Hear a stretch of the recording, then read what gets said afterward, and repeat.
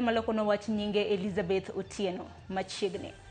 Ji 13 osewito ngimagi e bwo seche 12 mokalo kaluwore kod koth mapek mamedo chwe e pacho ka.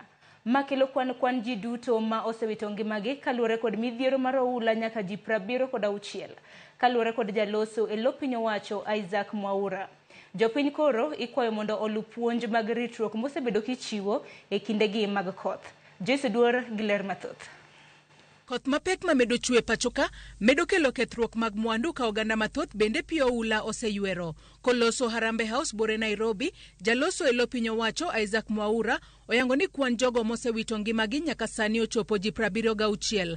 Jogo moyudo hinyruok gin 29, jogo mapoko yangi kama gintiere gin ji 19 ka kaunti ma Nairobi ema otelo kod kwan mar jogo ma pio oula osenego. We deeply regret to announce the tragic loss of an additional 6 lives in the last 12 hours, bringing the total to 76 persons. And Nairobi is currently experiencing the highest impact with a significant death toll of 32 Kenyans and 16,909 households displaced. Nyaka sani ringre ji 9 oseyudi tok masira manotimore nyoro e aora makwa Muswi kama oula noyuero lori manoting'o ganda manirik dwaro ng'ado aorano. Tayari hapa tuko na miili 7 na kuna mwili wa 8 tumeelezwa tayari unaletwa umepatikana pale kwa mto. Kwa hivyo wale wamepoteza wapendwa wao tunawaeleza ya kwamba poleni sana, tunaomba Mungu awapatie faraja. Wale walikuwa rescued watu 14 na tayari wengi wao wameenda nyumbani, wametibiwa na wameenda nyumbani.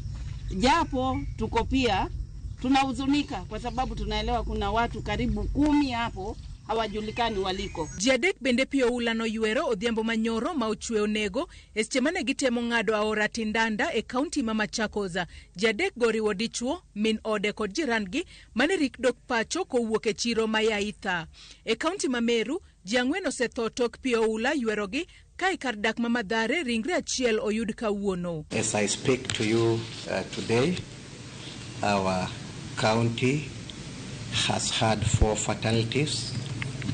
We lost 3 people in Igembe South and 1 in Tigania Central as a consequence of drowning. Kaluwore kod Sirkal, ji 76 osewito ngimagi ka ute 24,196 pio oula oseyuero, gino momiyo oganda 131,450 sani koro dong maonge ute. 24,196 households affected and 131,450 individuals have been directly affected. Jaloso e lo piny owacho Isaac Mwaura omedo jiwo jopiny obed akicha kendo luw chike mag ritruok mipuonjogi kaluwore ni jokor chal mar kor lwasi oselando ni koth mapek medo chwe e pacho ka. Today, the Kenya Meteorological Department has alerted the public to brace for ever heavier rainfall in most parts of the country, especially in the Rift Valley, Highlands, west and east of the Rift Valley,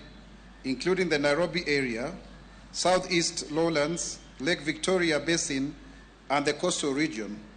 Residents in all of the mentioned areas are advised to be on the lookout for potential floods, flash floods, and poor visibility. I really want to call upon fellow Kenyans to be careful, not to take this as a joke, because we don't want to lose any more lives. Joyce Duor, Ramogi TV.